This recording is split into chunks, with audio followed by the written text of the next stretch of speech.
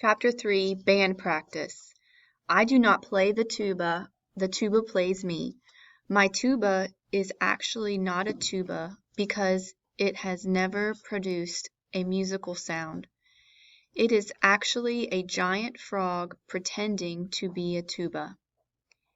Every so often, it forgets that it is pretending to be a tuba, and it gives a loud croak that causes Mr. Steenwilly to jerk his head around so fast he nearly gets whiplash. He looks at me with his baton quivering in the air and his mustache quivering on his upper lip, and I know what he's thinking. You're killing this piece of music, he's thinking. You're murdering this song. You should be arrested by the music police. They should hang you from a music stand. Mr. Steenwilly, I cannot argue with you. I am murdering this piece of music. That is a fact neither of us can dispute. But surely you must understand that I cannot get a musical sound out of what is really a giant frog, pretending to be a tuba. I move my fingers and blow my lungs out. Occasionally it croaks. No one is to blame here. Furthermore, Mr. Steenwilly, I do not wish to be here any more than you wish me to be here. Band practice is not my idea of a good time. Music is not in my blood. I do not sing in the shower. I do not whistle in the dark. I cannot sing on key. I cannot even sing off key. Mr. Steenwilly, I cannot sing. I cannot whistle, and I cannot possibly play a tuba that is really not a tuba. You just gave me that look again, because the tuba that is not a tuba just played a note that is not a note. In fact, I believe it was a bullfrog croak that means I'm hungry. Where are the insects in this pond? I admit that there are no hungry bullfrog croaks in this march by John Philip Sousa, but the salient point here, whatever that means, is that I am not to blame. Let me repeat that because it is an important message for the whole world to hear. I am not to blame. The frog seems to have gone to sleep in my arms, and no sound at all is coming out of the tuba that is not a tuba. I will continue to puff my cheeks and move my fingers, but this is a good chance for me to clear the air with you about why I am here, Mr. Steenwilly. The only reason why I'm here is because in our anti-school there is a rule that everyone must participate in one extracurricular activity.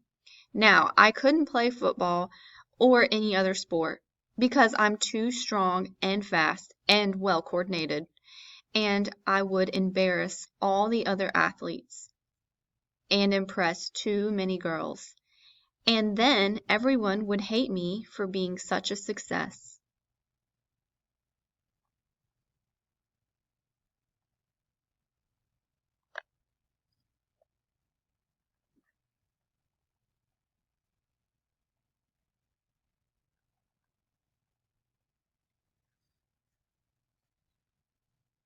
I couldn't join the student council because it's really not a student council that it never provided counsel to any students or accomplished anything positive for anybody. It's really a group of students nobody likes who try to get elected to completely meaningless but impressive sounding positions so that they can be put leadership skills down on their college application. Billy Beezer is on the student council. He and I ran against each other in our homeroom, and everyone felt sorry for him on account of his long beezer, so he won and I lost. Of course, I am glad that I lost because I did not really want to be on the stupid student council anyway. I couldn't be in the glee club because I have no glee. Therefore, there is no resembling glee that I know of any way connected to myself. Even if I had glee, I would not join the Glee Club. Because glee is like money. If you have it, you should hide it. You should stash it in a bank. You should not wave it around. But I don't have any glee. I don't have any money either, by the way. I couldn't be in the French or Spanish club because I am having a hard enough time mastering English. I could go on, but I think you get the picture. Mr. Steenwilly, the reason I am in your band room, holding onto a giant frog that is pretending to be a tuba, is because the process of elimination has brought me here. There is nothing I am better at than not being able to play the tuba that is not a tuba. Pathetic, perhaps, but truthful. You, on the other hand, have many other places to go. I know all about you, Mr. Steenwilly. I read an article about you in the paper. You have an advanced degree from a famous conservatory. You were a brilliant pianist. You won prizes. So what are you doing in our anti-school, teaching students like me and Violet Hayes, who sits in front of me trying to play a saxophone? I have nicknamed her Violet Hayes because she appears to be trying to strangle her saxophone before it kills her. This is perhaps justifiable because I believe her saxophone is not a saxophone at all. I say this because it has never produced a saxophone like a sound like a saxophone. I believe it is a monitor lizard pretending to be a saxophone. So there you stand, poor Mr. Steenwilly, tapping your foot and waving your baton while sweat runs down your thinning hair, and in your mind you're hearing lovely John Philip Sousa, but in your ears you're hearing car crashes and hungry frog croaks and monitor lizard shrieks. And my point is this. I believe you are on a crusade here, and you are doomed to failure. You will spread no light at our anti-school. You will be engulfed by darkness. Get out while you can. We are done with John Philip Sousa. We have moved on to a piece written by Arthur Flemmingham Steenwilly. Your parents must have really hated you to give you such a name. The piece you have written for us is called The Gamble of the Caribou. Now, Mr. Steenwilly, I don't mean to be critical. What I know about music could be squeezed into a peanut shell, and there would still be room for the peanut. But I looked up gamble in the dictionary, and it means skip or jump about playfully. It also means to caper or frolic. Caribou are large, ponderous, woolly reindeer.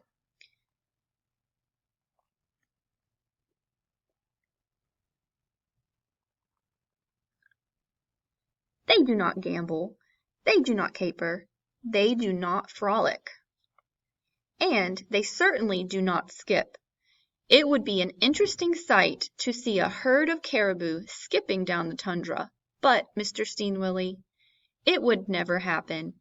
You could write a piece called The Caribou Standing Still and Freezing Their Butts Off, or The March of the Caribou, or The Stampede of the Caribou, but The Gamble of the Caribou is not such a great image to build a piece of music around.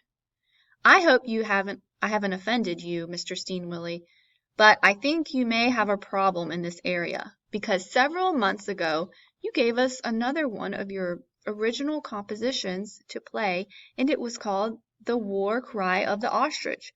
Now, the ostrich is a fascinating bird, but it's not exactly known for its battle prowess. When an ostrich is threatened by its enemy, it feels such terror that it can't bear even to watch whatever bad thing is happening, so it sticks its head in a hole in the ground and awaits its fate, blind, deaf, and trembling.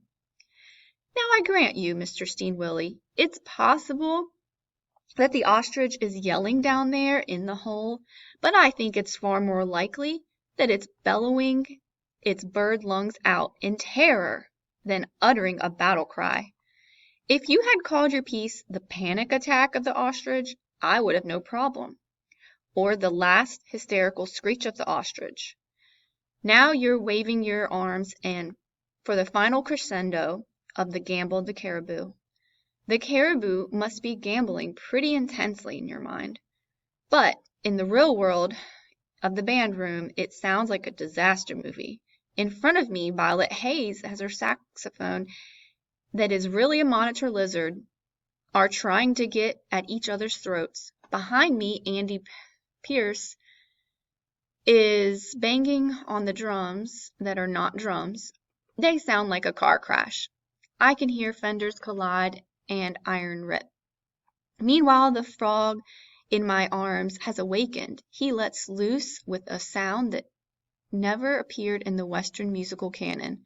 In fact, it sounds like something that has just been shot out of a cannon. Is that why you spin around so fast? Your mustache trails your chin, Mr. Steenwilly? Are you afraid you will be blasted by a cannon shot? The good news is that you have nothing to fear from my military projectiles. The bad news is the final few bars of your music composition do not sound anything like animal capering or frolicking, and they sound like an avalanche in the war zone. Even though some of the most horrible sounds in the human ear is capable of registering, some are coming from my direction. I am not making these sounds. They are being made by the frog pretending to be in my tuba. I used to wonder what he was doing hiding in the band room, but I have developed a theory that may explain everything. The giant frog may believe that he is in a band and that I am a tuba. Sometimes I can feel him blowing back through the mouthpiece and even moving my fingers on the keys, which is why I say that I do not play the tuba, my tuba plays me. Band practice is over. Please go into your band office and have a nice cup of tea, Mr. Steenwilly. Please do not stand there glaring at me. Please do not walk over to me as you are now doing. I will focus on putting my tuba that is not a tuba into its case, thereby deflecting your anger. Why do you glare